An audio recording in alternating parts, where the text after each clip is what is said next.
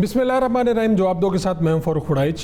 13 जून 2025 ये गैर मामूली दिन है, इसलिए कि ईरान पर इसराइल हमलावर हुआ। 200 लड़ाका तैयारों के साथ उन्होंने उनकी 100 से ज़्यादा तनसीबात को निशाना बनाया और इस हमले में आर्मी चीफ समेत जो अहम साइंटिस्ट हैं, उनके एटमी साइंसदान हैं, उनको भी निशाना बनाया गया। ये एक जंग का आगाज़ है या एक जंग शुरू हो चुकी है और इसमें आगे चलकर क्या होगा, इस सारी सूरत हाल पे बात करने के लिए हमारे साथ स्टूडियो में मौजूद हैं उस्मान शाहिद साहब। आप IR एक्सपर्ट हैं और ये जब सारी सूरत हाल बनी है तो क्या ईरान के पास ये कैपेसिटी भी है कि जंग लड़ सके? डॉक्टर इकरामुल हक हैं, माहिर मईशत हैं, उनसे भी हम बात करेंगे। हमारे साथ वज़ीर मुमलिकत खेलदास कोहस्तानी साहब भी मौजूद होंगे और हमें दिफाई तजियाकार ब्रिगेडियर रिटायर्ड मसूद अहमद खान साहब भी ज्वाइन करेंगे। सबसे पहले तो बात करता हूँ खेलदास कोहस्तानी साहब आपसे। आप आज पार्लियामेंट में भी बात हुई है, स्पीकर कौमी असम्बली हों या अपोजिशन लीडर हों, सब ने खुल के बात की है। तो मैं ये पहले तो आपका चाहूँगा कि पहले रिस्पांस क्या है, हुकूमत क्या सोच रही है? मौक़िफ़ तो सामने आया, ये जो ईरान पर हमला होना और फिर इतनी शहादतें और बड़ी ही अहम शहादतें, इसको किस तरह से देख रही है हुकूमत? फ़ारूक साहब बहुत शुक्रिया।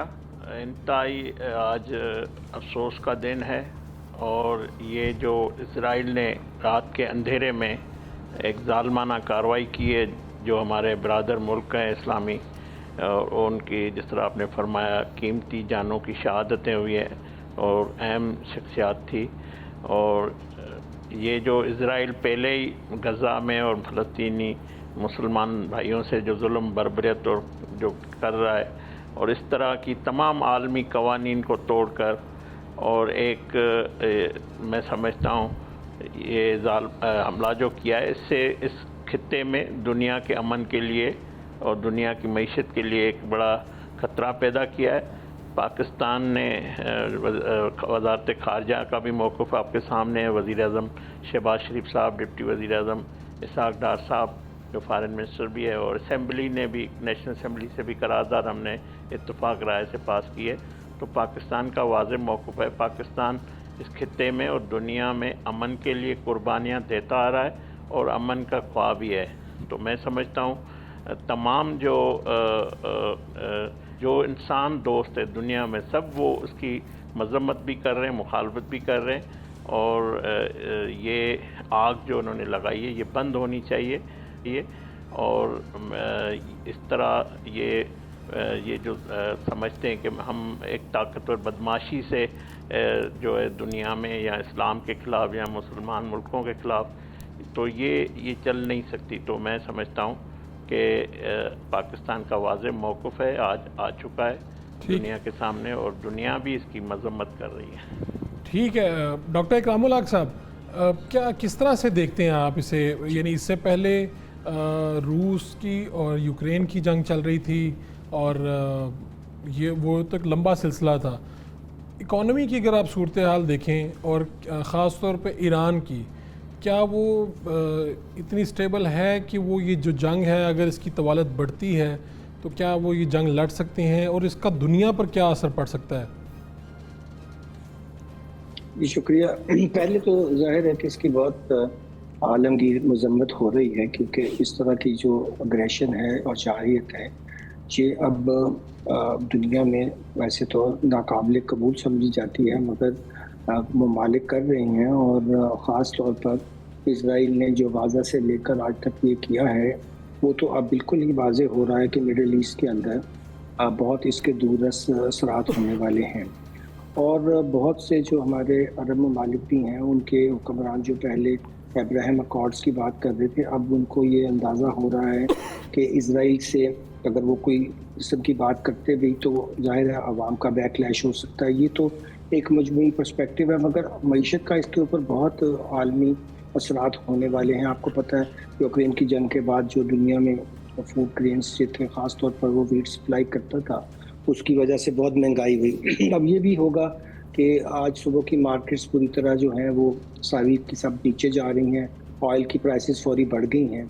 तो इससे भी ये ज़ाहिर हो रहा है कि एक तरफ तो ये खुली जा रही है तो है ही है, मगर ये ڈسرپشن کی جو پالیسی ہے میں سمجھتا ہوں کہ یہ بڑی ویل ڈیزائنڈ ہے. جب چائنا سے ٹیرفس میں وہ جنگ نہیں جیت سکے تو انہوں نے یہ فیصلہ کیا ہے کہ ہم چائنا کو یہ دکھاتے ہیں کہ جو ہماری ڈسرپشن کی پاور ہے وہ اب بھی ہمارے ہاتھ میں ہے. تو اس میں آپ یہ نہیں کہہ سکتے کہ یہ اسرائیل نے خود بخود کیا ہوگا، کیونکہ ایک تو ظاہر ہے کہ اس کے پاس اسلحہ وغیرہ سارا ہمیں پتہ ہے، یورپ کس طرح اس کو سپورٹ کرتا ہے، امریکہ کس طرح سے اس کو سپورٹ کرتا ہے، اور وہ سب جو ان کے طریقہ کار ہیں وہ بالکل سامنے واضح ہو رہے ہیں.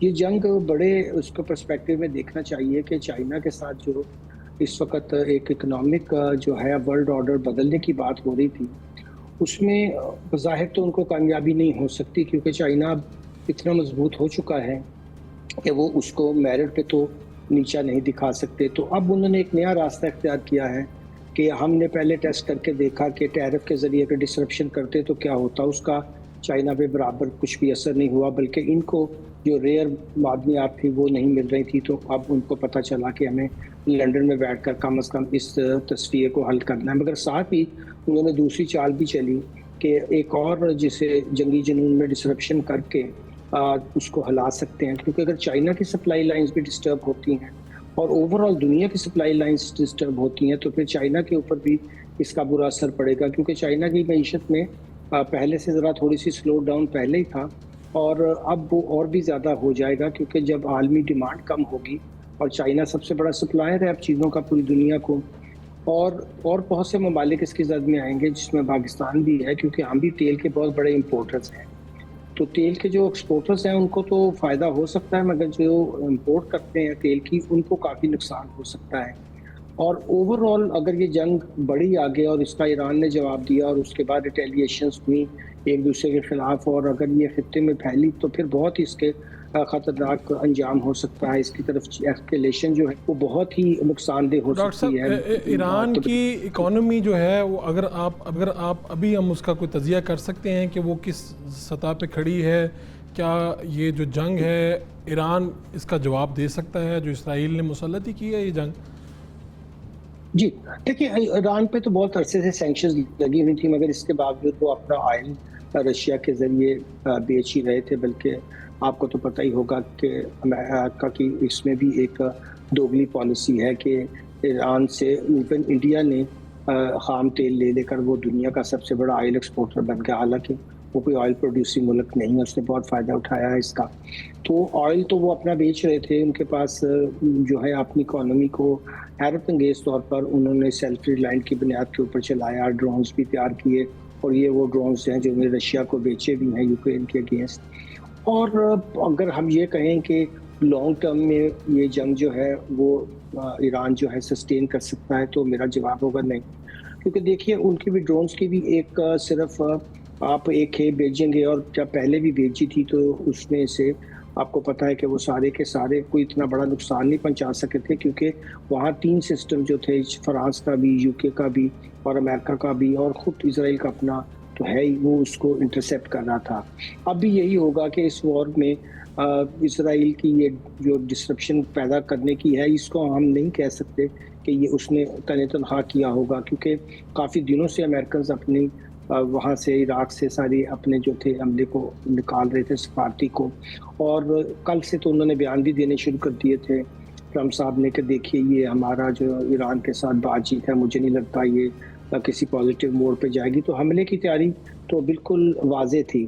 اب ایران کتنا عرصہ اس کو سسٹین کرے گا، ظاہر ہے بہت مشکل ہوگا کہ اس کو وہ آگے لے کے جائیں. اب جو انہوں نے بیروت میں کیا، جو حماس کے ساتھ وہاں ہوا، اس کے علاوہ جو شام میں ہوا، تو آہستہ آہستہ اس وار کو وہ بہت دور تک لے جانا چاہتے ہیں. میرا خیال ہے کہ میں آپ سے یہ پوچھوں گا کہ ابھی پاکستان کو بھی ہم ذرا تھوڑا ڈیپ جا کے دیکھیں گے کہ پاکستان کے اوپر کیا اس کے مزید اثرات ہو سکتے ہیں، لیکن مجھے ڈاکٹر عثمان شاہ صاحب کے پاس جانا ہے. ڈاکٹر صاحب یہ کیا ہوا کیا ہے، یعنی اگر ہم دیکھیں کہ ایران کی یعنی اتنی بڑے یعنی چیف جو ہیں، اس کے بعد پھر جو سائنٹسٹ ہیں اتنے امپورٹنٹ، اور کتنی کیا بڑی آسانی سے اسرائیل نے یہ سب کچھ کر لیا کہ 200 لاکھ کا طیارے آتے ہیں اور پھر وہ ایکوریسی کے ساتھ اپنا کام کرتے ہیں، اور اس کے جواب میں ایران کچھ نہیں کر پاتا. تو یہ ہوا کیا ہے اس کے اوپر؟ جی یہ وہ خود کلیم کر رہے ہیں کہ جو ہم نے 10 دن میں لیبنان کی جو ٹاپ ٹیئر کو ایلیمینیٹ کیا تھا، یہاں ہم نے وہ کام 10 منٹ میں کر لیا، اور انہوں نے ہائیلی پریسیجن اٹیک کیا اور گھر میں جا کے، اس میں کوئی شک نہیں ننگی جارحیت تھی، لیکن یہ ان کی ڈومیننس بتاتا ہے اسرائیل کی، ان کی وار کے اندر ٹیکنالوجی کے حوالے سے جو ایڈوانسمنٹ ہے اس کو بتاتا ہے۔ ہم نے دیکھا کہ انہوں نے گزشتہ سال جو ہے اسماعیل خانیہ کو اسی طرح تہران میں جب وہ تقریب میں تھے ایوان صدر کے حوالے سے، ان کی جو اپنا وہ اوتھ سیریمنی تھی، ان کو اسی طریقے سے ٹارگٹ کیا۔ قاسم سلیمانی کو ہم نے دیکھا کہ امریکہ نے عراق میں ٹریول کرتے ٹارگٹ کیا۔ تو ان کی ٹاپ جو ٹیئر ہے اس کو ایلیمینیٹ کر کے وہ ڈی مورلائز کرنا چاہتے ہیں ایران کو، کہ ہمیں پتہ ہے آپ کہاں پہ اپنا کس طریقے سے چیزوں کو منور کر رہے ہیں، اور ہم جب چاہیں آپ کو جو ہے صفایا کر سکتے ہیں۔ اس میں ہمیں ایک چیز اور پوائنٹ بڑا امپورٹنٹ دیکھنا ہے، اسرائیل کی ہمیشہ سے کوشش رہی ہے کہ مڈل ایسٹ میں جو اس کے مخالف قوتیں اینٹیز ہیں، چاہے وہ عراق میں صدام حسین تھا، چاہے ایران ہے، امریکہ کو اس وار میں زبردستی گھسیٹ کے بتایا جائے کہ یہ وار ہماری نہیں، یہ آپ کی ہے۔ عراقی ایک بھی نہیں تھا 9/11 میں، لیکن امریکہ نے 2003 میں عراق پہ اٹیک کیا، جو کہ جیفری سیکس کہتا ہے اسرائیلی لابی نے انفلوئنس کیا بش ایڈمنسٹریشن کو۔ ابھی بھی ہم دیکھتے ہیں بظاہر ایران کا امریکہ کو کوئی تھریٹ اس طریقے سے نہیں ہے، سوائے یہ کہ اسرائیل کو ساتھ اس کی کنفنٹریشن ہے، لیکن امریکہ زیادہ دیر تک اس وار سے باہر نہیں رہ سکتا۔ ہم دیکھتے ہیں یہ وار شروع ہونے سے پہلے امریکہ نے سگنل دینے شروع کر دیے تھے، انہوں نے بحرین سے، کویت سے، عراق سے اپنا جو سٹاف تھا اس کی فیملیز کو ایویکویٹ کروایا۔ دوسرا، کل انہوں نے یونائٹڈ نیشن میں انٹرنیشنل اٹامک انرجی ایجنسی کے تھرو ایک ریزولوشن ٹیبل کی کہ نان پرولیفریشن ٹریٹی کے ساتھ کمپلائی نہیں کر رہا ایران، اور جیسے ہی ایک نیریٹو شیپ کیا اور ودن میرے خیال میں 12 آورز اٹیک وہاں کے اوپر کر دیا گیا۔ اور ابھی بھی ہم دیکھتے ہیں ٹرمپ یہ نہیں کہہ رہے کہ میری بات نہیں مانی، جبکہ ٹرمپ نے 2 دن پہلے کال کر کے کہا تھا کہ ابھی ہم ان کے ساتھ مذاکرات کر رہے ہیں عمان میں، آپ یہ نہ کریے گا۔ تو میرے خیال میں ٹرمپ اگر ریڈ لائن کھینچ دیں تو دنیا میں کوئی افورڈ نہیں کر سکتا اسے کنفرنٹ کرنا۔ تو امریکن کسی نہ کسی جگہ پہ کمپلیسٹ تھے اس سارے معاملے کے اندر، otherwise it could have been avoided, وہ اسے روک سکتے تھے۔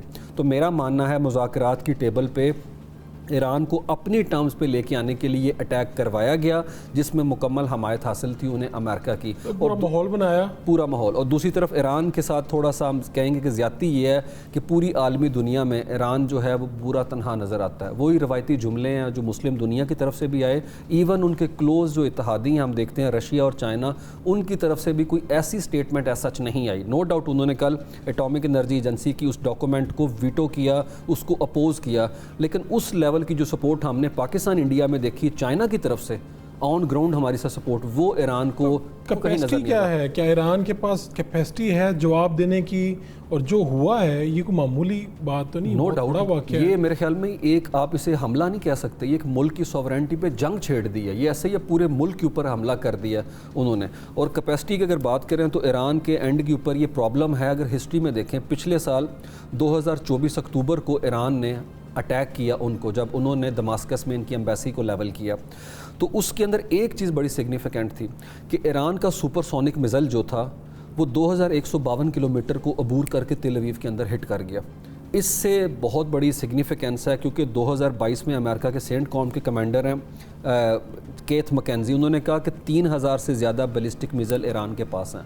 ایران چاہے تو اس وار کو نو ڈاؤٹ نیکسٹ لیول پہ اوپر لے کے جا سکتا ہے، لیکن زیادہ دیر تک وہ سسٹین نہیں کر پائے گا۔ اس حوالے سے ایک ایسے ماحول میں جب 32% مہنگائی ہے وہاں پہ، پچھلے سال الیکشن میں 50% سے کم لوگوں نے ووٹ کاسٹ کیا ٹرن آؤٹ، اور صبح سے ابھی تک مسعود پزشکیان جو صدر ہیں ایک سٹیٹمنٹ ان کی نہیں آئی ہے۔ ہم دیکھتے ہیں اس وقت پورے بیانیے پہ حاوی ہیں رہبر اعلیٰ اور پاسداران انقلاب۔ یہاں ہم بتا دیں اسرائیل کا ایران سے کیا جھگڑا ہے۔ 1979 میں جب یہ ایران کا ریولوشن آیا تب یہ پاسداران انقلاب بنی تھی، اور یہ پیرلل آرگنائزیشن ہے ان کی جو سٹینڈنگ آرمی ہے، ان کی سٹینڈنگ آرمی سوورینٹی ملک کی اس کو مینیج کرتی ہے بارڈر کو، اور پاسداران انقلاب اوورسیز آپریشن کرتی ہے۔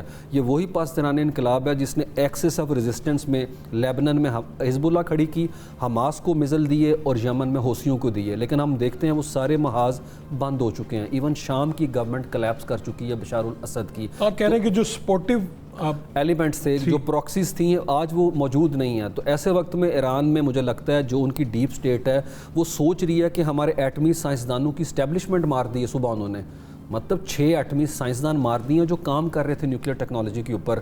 انہوں نے ٹاپ لیول کے چیف آف سٹاف مار دیے ہیں, پاسداران انقلاب کے حسین سلامی مار دیے ہیں. تو میرا نہیں خیال, Iran no doubt lip service میں وہ باتیں کرتے ہیں ہم یہ کر دیں گے وہ کر دیں گے, گنجائش نہیں ہے ان کے پاس. ہم نے دیکھا جیسے ہی انہوں نے مارا امریکہ نے ان کے قاسم سلیمانی کو, تو بدلے میں ایک فوجی نہیں مرا ان سے. انہوں نے عراق میں اٹیک کیا لیکن وہ اٹیک بھی پبلک کنزمپشن میں تھا, لوگوں کو بتانے کے لیے. فوری طور پر رسپانس کیا انہوں نے, ابھی بھی رسپانس کیا, ڈرون میں اٹیک کیے ہیں. اس میں آپ دیکھیں خبریں آ رہی ہیں کہ مسلم دنیا کے اینڈ پہ بھی بڑی زیادتی ہے. مسلم دنیا اپنی ایئر سپیس میں اس کو روک رہی ہے. جارڈن جو ہے ان کو نیچے گرا رہا ہے, وہاں کے اوپر ہے. ٹھیک, تو ایک ایسے انوائرمنٹ میں اس میں کوئی شک نہیں اسرائیل کو وہ سپورٹ حاصل نہیں فرانس کی جو 2024 میں تھی, کیونکہ فرانس, یو کے, کینیڈا فلسطین کے ایشو کے اوپر بہت مخالف ہوئے ہیں. اور یہاں پہ ایک اور چیز ہے, یہ حملہ ایک ڈسٹریکشن ہے اسرائیل کی طرف سے, جو کچھ وہ وہاں کے اوپر کر رہا ہے جینوسائیڈ غزہ کے اندر ہے. ابھی خبر آئی ہے آج جمعرات, کل جمعرات تھا, جمعرات کے دن انہوں نے سب سے بڑی ان کی انٹرنیٹ کی سپلائی لائن اڑا دی. اس وقت غزہ کا نہ ٹیلی فون چل رہے ہیں وہاں پہ اور نہ انٹرنیٹ چل رہا ہے. اینڈ وی ڈونٹ نو ہم کیا وہاں کے اوپر ہو رہا ہے. اور پوری دنیا کا عالمی میڈیا ایران اور اسرائیل کی وار کے اوپر شفٹ ہو گیا. اچھا, آپ کہہ رہے ہیں کہ توجہ بھی ہٹانے کی توجہ بھی ہٹا دی انہوں نے. میں آپ کے پاس دوبارہ آؤں گا, یہ بڑی اہم بات ہے. یہ سلسلہ کہاں تک چلے گا, اسی پہ بات کرتے ہیں. ایک شارٹ کمرشل بریک لے لیں, اس کے بعد ہم آئیں گے تو آپ کو بتائیں گے کہ اس کے نقصانات کیا ہو سکتے ہیں دنیا بھر. Welcome back. میں نے کوستانی صاحب صرف آپ سے یہ پوچھنا تھا, آپ پارلیمنٹ کا ماحول تو ہم دیکھ رہے تھے, اسپیکر قومی اسمبلی ہوں یا باقی جو ہمارے اراکین ہیں, اور وزراء نے بھی بڑی دبنگ باتیں کی ہیں, اسرائیل کو ٹیررسٹ بھی کہا اسپیکر قومی اسمبلی نے. یہ ساری میں تو آپ نے کہہ دیا کہ حکومت اور اپوزیشن ایک ہی نقطہ نظر کی حامی ہے, اور اس وقت اسرائیل ایک ٹیررسٹ کی طرح بیہیو کر رہا ہے, اور بلکہ جو اس نے کیا یہ سب دہشت گردی ہے. مجھے بتائیے گا کہ یہ ایک ضمنی سوال ہے, اس سے ریلیٹڈ نہیں ہے. یہ جو ایک نوٹس ہوا تھا speaker, deputy speaker, chairman senate اور ان کی جو سیلریز کا, وہ کیا اس کے اوپر وزیر اعظم نے نوٹس لیا, کیا وہ واپس ہو گئی ہیں یا نہیں ہوئی؟ میں معلومات کے لیے اپنے پوچھ رہا ہوں. جی دیکھیں, یہ وزیر اعظم صاحب نے کل نوٹس لیا ہے اس کا, اور اس پہ پارلیمانی جو ہمارے سیکرٹری ہیں, سیکریٹریٹ سے جو جہاں سے نوٹیفیکیشن نکلا ہے, تو اس پہ میرے خیال میں ابھی وہ رپورٹ جائے گی تو حتمی پھر بات فیصلہ ہوگا کہ کس طرح یہ بڑھائی گئی ہے اور اس کو مزید کیا اس پہ. آپ ذاتی طور پہ کیا رائے رکھتے ہیں جب لوگ اس طرح کی بات کرتے ہیں کہ بھائی کوئی مہنگائی ہو رہی ہے, چیزیں ہو رہی ہیں, بڑھنی چاہیے تنخواہیں, میری بھی یہ رائے ہے, لیکن مجھے لگتا ہے تھوڑی زیادہ بڑھ گئی ہیں. کیا مطلب کیا ہوا کیا؟ دیکھیں, یہ نیشنل اسمبلی میں اسی سال تمام جماعتوں نے بشمول پی ٹی آئی تمام اراکین نے لکھ کے دیا تھا پارلیمانی سیکریٹریٹ کو, پارلیمانی جو ہمارے منسٹر تھے, کہ سب کی سائن سے, جس میں پی ٹی آئی کے تمام اراکین کی سائن ہے, مسلم لیگ نون کے, جے یو اے ایف کے, پیپلز پارٹی کے, سب نے کہا تھا کہ یہ کئی سالوں سے تنخواہیں نہیں بڑھی ہے نیشنل اسمبلی کی, تو جو 21 گریڈ کا جو افسر ہے اس کے برابر ہونی چاہیے. تو 5,19,000 تنخواہ کی گئی تھی نیشنل اسمبلی کے اراکین کی. اسی طرح پھر کیبنٹ کے اراکین کی بھی یہی تنخواہ کی گئی. میری ذاتی رائے ہے تو اسپیکر اور ڈپٹی اسپیکر کی بھی, سینٹ چیئرمین کی وہی تنخواہ ہونی چاہیے جو منسٹر یا ایم این اے کی گئی ہے. تو ظاہر 2 لاکھ میں ایم این اے کو تنخواہ دینا, سینیٹر کی تنخواہ, تو میں سمجھتا ہوں ظاہر ہے کئی سالوں سے نہ بڑھنا. ہونا تو یہ چاہیے جس طرح باقی ملازمین جو تنخواہ دار ہیں ان کی 5% یا 10% ابھی بڑھی ہے, تو 10% ہر سال اضافہ ہونا چاہیے. مگر ظاہر ہے یہ ڈیو تھی, کئی سالوں سے نہیں ہوئی تھی, تو کئی ایسے اراکین ہیں جن کا ظاہر اور ذرائع نہیں ہے, تو پھر اسی پہ ان کا اس وقت ایک رکن قومی اسمبلی کی کیا تنخواہ ہے کوستانی صاحب؟ ایم این اے کی کیا تنخواہ ہے؟ 5,19,000, پہلے 1,78,000 روپے تھی. اور اگر آپ وزیر ہو جائیں تو پھر کیا تنخواہ ہوتی ہے؟ پھر بھی وہی تنخواہ ہے جو ایم این اے کی تنخواہ ہے, 5,19,000. یعنی وزیر کی کوئی بڑی تنخواہ نہیں ہے. یعنی بینگ منسٹر اس کی کوئی سیلری نہیں ہوتی؟ جی سیلری وہی جو ہے کیبنٹ ڈویژن سے منسٹر کو جو ہے نا وہاں سے دی جاتی ہے, 5,19,000. وہی تنخواہ ہے جو ایم این اے کی تنخواہ ہے, وہی وزیر کا, مطلب ایک ہی جو ہے. مگر آپ کو یہ بھی فرق صاحب دیکھنا ہوگا, سیاستدان پہ تنقید کرنا آسان ہے. آپ سیشن کورٹ کے جج کی, ہائی کورٹ کے جج کی, سپریم کورٹ کے جج کی, ان کی بھی تنخواہیں دیکھ لیں. تو میں سمجھتا ہوں جب جو آج تنقید کر رہے ہیں جنہوں نے خود تنخواہیں بڑھائی ہے وہ تنقید کر رہے ہیں، مگر ان کا وزیر اعظم خود کہتا تھا 2 لاکھ میری وزیر اعظم ہوں، میری تنخواہ ہے، اس سے میرا گھر نہیں چلتا۔ ہمارے وزیر اعظم شہباز شریف صاحب یا جو ہمارے کئی ایسے کیبنٹ کے ممبران ہیں جو تنخواہ نہیں لیتے ہیں۔ ٹھیک ہے، چلے بہت اچھی بات ہے، تنخواہ لینی چاہیے، مطلب میں تو اس نقطہ نظر کا حامی نہیں ہوں کہ تنخواہ نہیں، اگر کوئی صاحب حیثیت ہے اگر نہیں لینا چاہتا ہے تو یہ بھی اچھی بات ہے، اگر کوئی نہیں اپنی مرضی سے نہیں، ویسے ہونی چاہیے، بالکل یہ بھی ایک جاب ہے، تنخواہ تو ہونی چاہیے نا۔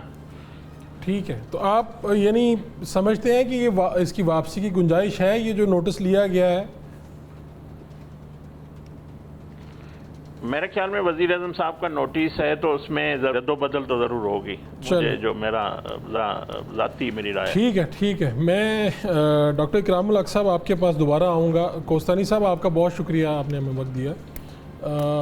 ڈاکٹر اکرام الحق صاحب، جی سر یہ بتائیے گا کہ کیا پاکستان جو ہے وہ کیا کر سکتا ہے، اگر آپ یعنی کیا پاکستان کو کیا نقصان پہنچ سکتا ہے؟ جس طرح آپ کہہ رہے تھے کہ جس طرح ایران جو ہے وہ آئل کے حوالے سے ہمارے لیے کافی مددگار ثابت ہوتا ہے، تو کیا یعنی پاکستان کو نقصان کیا ہو سکتا ہے؟ ظاہری بات ہے ایران کا نقصان ہمارا نقصان بھی ہوگا۔ پاکستان پہ تو ویسے پابندی تھی کہ وہ ایران سے نہ گیس لے سکے نہ آئل، اور جو سینکشن ایران پہ پاکستان نے تو اس سے کوئی وہ انحراف نہیں کیا ہے، اور ظاہر ہے کہ ہم آئی ایم او سے پیسے لیتے ہیں جس کے پیچھے بھی امریکہ ہوتا ہے، تو ہمارے تو یہ پوزیشن میں ہی نہیں تھے کہ ہم انہیں کنفرنٹ کرتے اور کہتے کہ یہ انڈیا کی طرح کہ ہم آپ کی بات کیوں سنیں، ہم تو ہر ایک سے تعلقات رکھیں گے۔ مگر اوور آل چونکہ اس سے آئل کی پرائسز اوپر جائی ہیں، ابھی 7% تو صبح ہی بڑھ گئی تھی جیسے یہ حملہ ہوا اس کے 1 گھنٹے کے اندر ہی، تو ظاہر ہے کہ یہ جو سپلائی چینز ساری کی ساری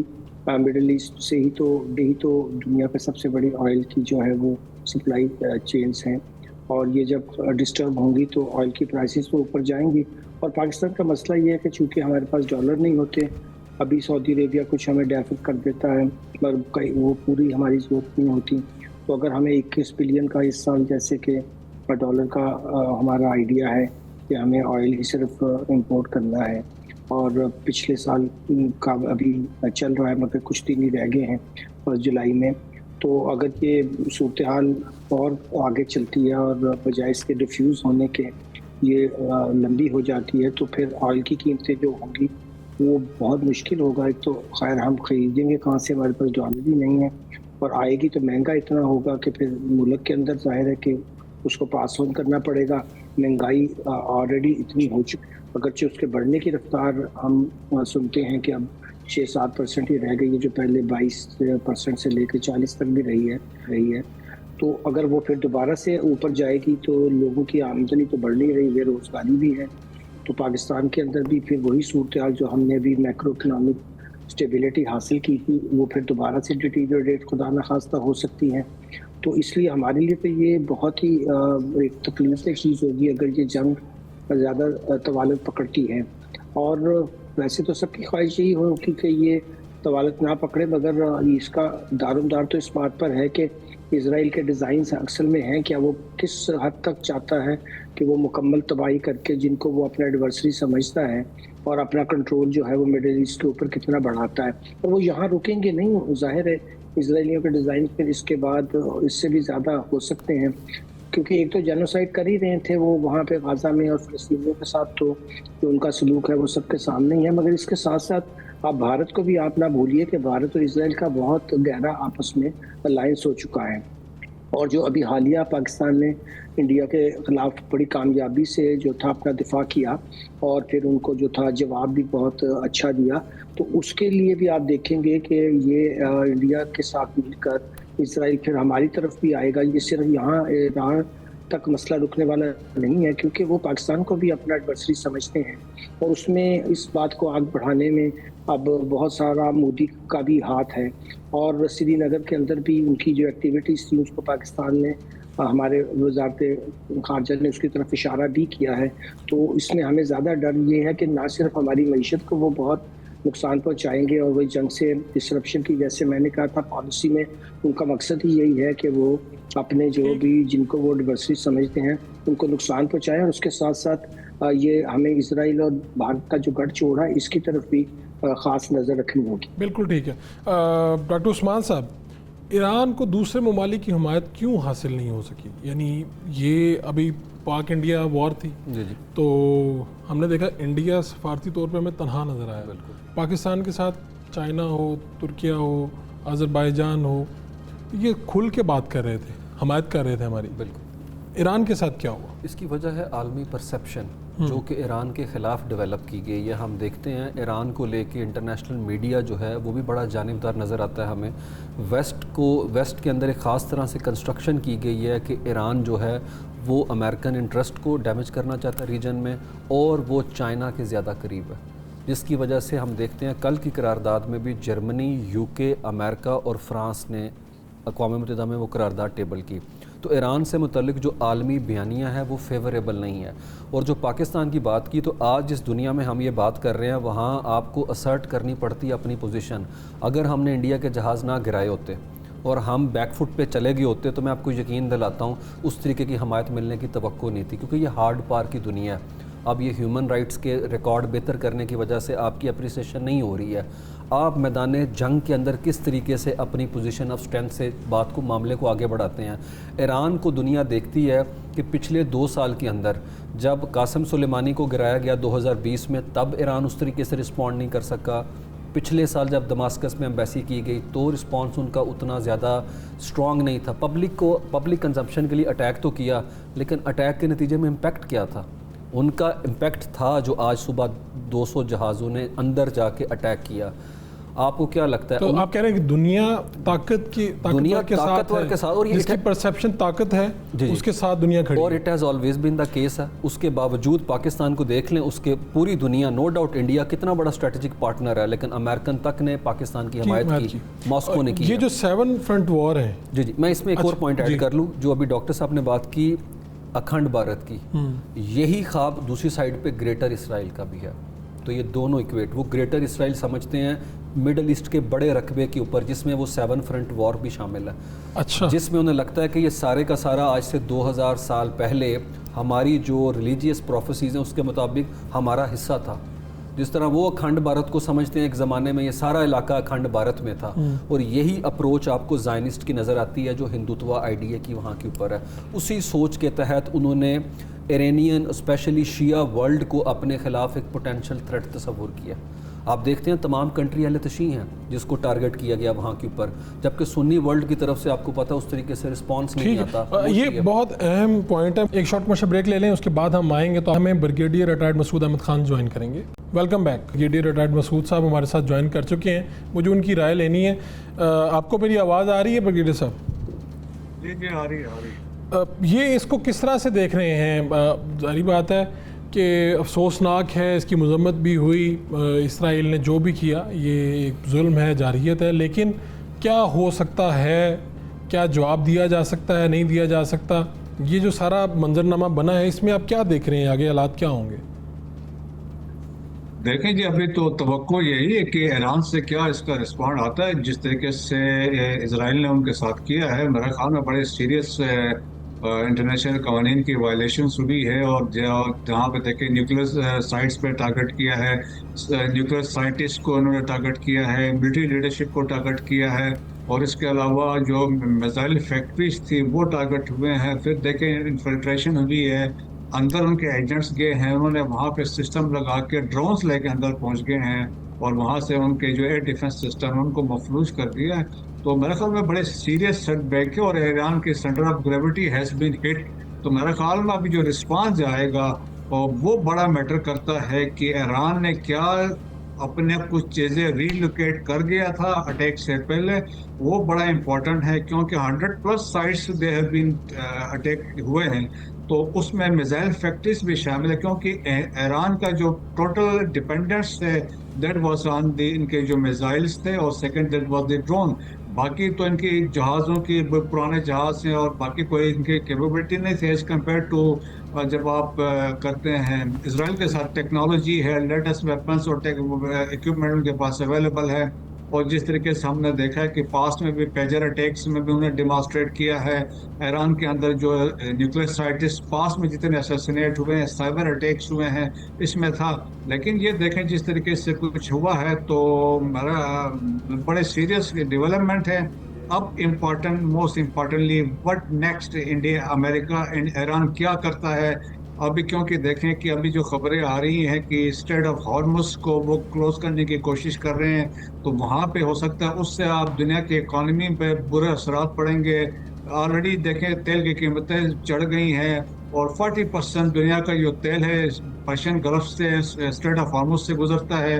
فار ایسٹ ایشیا, چائنا ہے, ساؤتھ کوریا ہے, اور انڈونیشیا ہے, انڈیا ہے اور جاپان ہے, وہ they are dependent on this oil. تو وہ ہوگی اسٹاک ایکسچینج گر جائیں گی اور دیکھیں اس سے بہت سارے اس کی امپلیکیشن سے ٹریڈ ایکٹیویٹی رک جائے گی. ہوتی سے اس میں ایکٹیویٹ ہو چکے ہیں.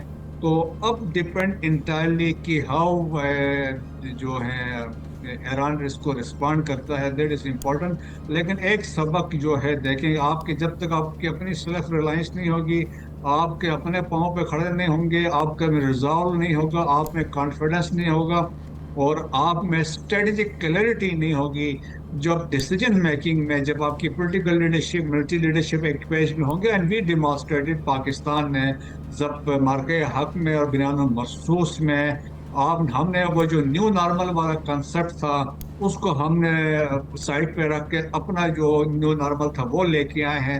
دیٹس وائی پاکستان کی ریلیونس آج کل دنیا میں ہماری ریلیونس بڑھ گئی ہے, پاکستان کی امپورٹنس بڑھ گئی ہے, پاکستان کو ایٹ پار دیکھ رہے ہیں. سو دیر وہ پاکستان کے لیے بھی ابھی یہ ہے جس طریقے سے اب ایران میں ہوا, تو انڈیا یقیناً ان چیزوں کو بھی دیکھ رہا ہوگا. آلریڈی جو انڈیا کی ایک ہیوملیشن ہوئی ہے مارکے حق میں, بنیاد مرصوص میں, تو کسی بھی وقت فیوچر میں انڈیا کی بھی ایک کوشش ہو سکتی ہے اس لائنز پہ کارروائی کرنے کے لیے. سو دیئر فور ہم نے اپنے پریکاشنس لینی ہے تمام, اور اکارڈنگلی ہم نے اپنی تیاری بھی مکمل رکھنی ہے. اور ہمارا ہمیشہ یقیناً پاکستان کا جواب جب ایسا کچھ ہوگا تو دندان شکن ہو. ٹھیک ہے ڈاکٹر عثمان شاہد, یہ جو 7 فرنٹ وار کی بات ہو رہی تھی اس کو ذرا کمپلیٹ کر لیجئے گا. اچھا, میں نے جس طرح کہا کہ نیتن یاہو کہتے ہیں ہم 7 فرنٹ وار, یہ اسی کانٹیکس میں جو گریٹر اسرائیل ہے اس میں انہوں نے پورے شیعہ world, Syria, Iran, Iraq, Lebanon اور یمن اور غزہ اور ویسٹ بینک ایک ہی وقت میں وار ویج کی ہوئی ہے. اس میں کوئی شک نہیں, وہاں پہ خبریں آ رہی ہیں اسرائیلی آرمی پچھلے 20 مہینے سے لڑ کے نڈال ہوئی پڑی ہے. لیکن آج انہوں نے صبح بلا لیا ان سب کو جو والنٹری اپنا جو ہے نا سروسز دیتے ہیں, کیونکہ وہاں ہر اسرائیلی کو 3 سے 6 مہینے کے لیے ادھر آرمی کے اندر سرو کرنا پڑتا ہے. تو وہ انہوں نے سارے وہ اپنا جو لوگ ہیں ان کو بلا لیا, ہزاروں کی تعداد کے اندر ہے. لیکن یہاں پہ یہ پوائنٹ بڑا مینشن کرنا ضروری ہے کہ بیبی نیتن یاہو نے خود پوری دنیا کے اندر جیوش کی زندگی کو خطرے میں ڈال دیا.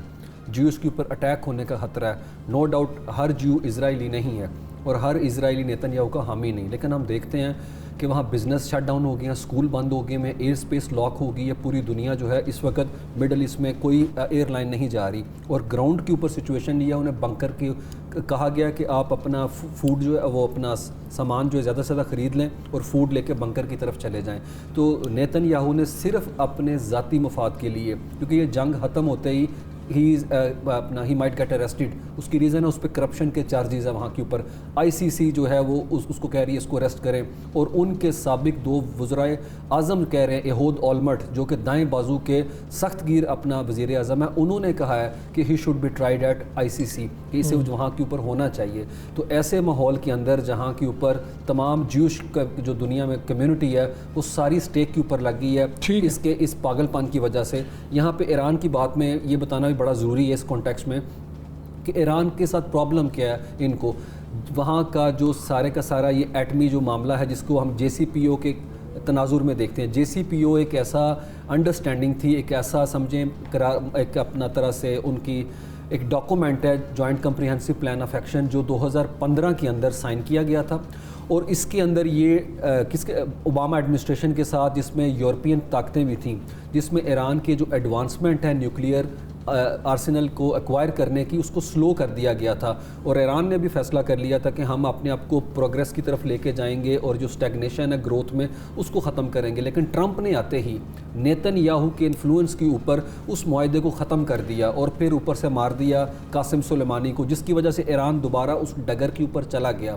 تو میرے خیال میں ایران کو وہ ایک خاص طرح سے پرسیو کرنا چاہتے ہیں، جبکہ ایران کی اگر ہم بات کریں اچھا مجھے اس پہ فرسٹریشن کا شکار ہے. سوال آپ سے یہ پوچھنا ہے کہ جو نیوکلیئر سائٹس ہیں ایران کی، یہ ابھی بھی بریگیڈیئر صاحب بھی یہ بات کر رہے تھے، وہ میں آپ سے پوچھنا چاہوں گا کہ کیا وہ جس طرح سے نشانہ بنایا جا رہا ہے اسرائیل کی طرف سے، آپ کے خیال میں کیا ان کو بھی نشانہ بنایا جا سکتا ہے؟ جی ان کو بنایا گیا. نتانز کی جو صبح بات ہو رہی ہے کہ وہ ان کا سب سے بڑا پروڈکشن جو ہے نا وہ سائٹ ہے یورینیم انریچمنٹ کے حوالے سے، لیکن انٹرنیشنل اٹامک جو ایجنسی ہے اٹامک انرجی کے حوالے سے ان کا ماننا یہ ہے کہ اس طرح کی ریڈیشن یہاں پہ ہمیں نظر نہیں آ رہی، لیکن نو ڈاؤٹ اس کو کافی زیادہ ڈینٹ پڑا ہے اس سائٹ کو. لیکن باقی جو 3 بڑی سائٹس ہیں IAEA کہتا ہے کہ اس کو ڈیمیج کرنا آسان نہیں، کیونکہ وہ 1/2 مائل نیچے ہیں زمین کے اور ان کو اسپیشل کنکریٹ سے تیار کیا گیا. تو اور اس کے ساتھ ایک ایسی لیئر ہے جو 90 ڈگری کے اینگل کے اوپر ایک کمپلیکسٹی کریٹ کرتی ہے اور اس کو ایک سیف گارڈ دیتی ہے. لیکن نو ڈاؤٹ یہ چیزیں فوگ آف وار کے اندر جو ہے یہ چیزیں اتنی زیادہ آبویس سامنے نہیں آتی کہ ڈیمیج کس حد تک ہوا. ایران کی اور اسرائیل کی اگر ہم کیپیسٹی کی بات کریں، فوج کتنی ہے کمپیریزن کریں تو کیا آپ بتائیں گے؟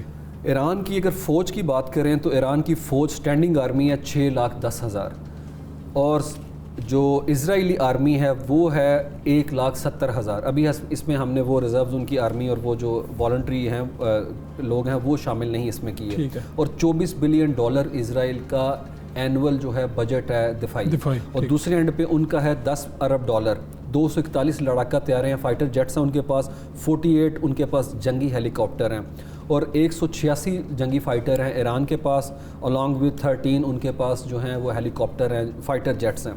لیکن مسئلہ یہاں کے اوپر آتا ہے کیپیسٹی. ماڈرن وارفیئر کے اندر یہ چیزیں اتنی میٹر نہیں کرتی ہیں. اور پھر مسلم ورلڈ کے اندر جو ایئر سپیس کے مسائل ہیں جس کی وجہ سے انٹرسیپٹ کیا جا رہا ہے، ہم خبریں دیکھ رہے ہیں کہ جارڈن ان کو جو ہے شو ڈاؤن کر رہا ہے وہاں کے اوپر ہے. اور سب سے بڑی بات کہ کیا ایران اس لیول کی ایسکلیشن چاہتا ہے جس میں ان کی ٹاپ لیڈرشپ جو کہ ڈیسیژن میکنگ کی باڈی تھی اس کو ایلیمینیٹ کر دیا گیا ہے.